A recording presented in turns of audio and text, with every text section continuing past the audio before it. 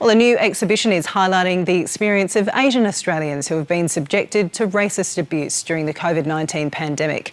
The project, entitled #IamNotAvirus, is giving 68 artists of Asian descent a powerful platform to tackle hurtful stereotypes.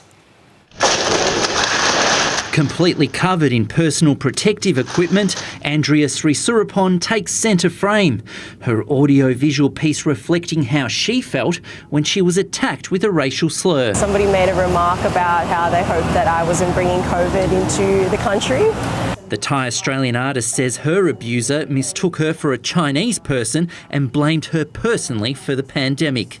Her piece questioning the false narratives that underpin such beliefs. Asians are perceived as yellow and yellow skin, and as I take off the COVID gear, I'm actually not of yellow skin, I'm of olive tone. The series of exhibitions will give 68 artists an important platform to speak from positions of power on their own terms and to create the work and the conversations that they want to create rather than them being the subjects of those conversations. And it was a call out for victims of racial abuse to share their stories that inspired the artwork, with the hope now that it will start a broader conversation. Encourage Australian audiences to think about what it means to be Asian Australian. How can we rewrite the narrative for ourselves? Jin Lau was spurred on to create this comic strip to critique the media's coverage of race issues. The young artist stunned by how a COVID-19 related hate crime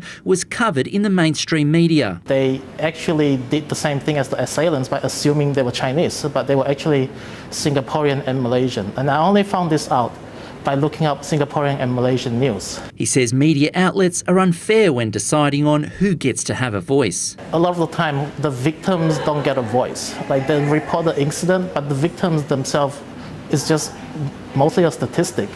But some works also evoking powerful cultural joys as a counter-narrative to dark and hurtful stereotypes. Dozens more projects are set to be displayed at multiple venues across the country in the coming weeks. Dominic Kvukovic, SBS World News.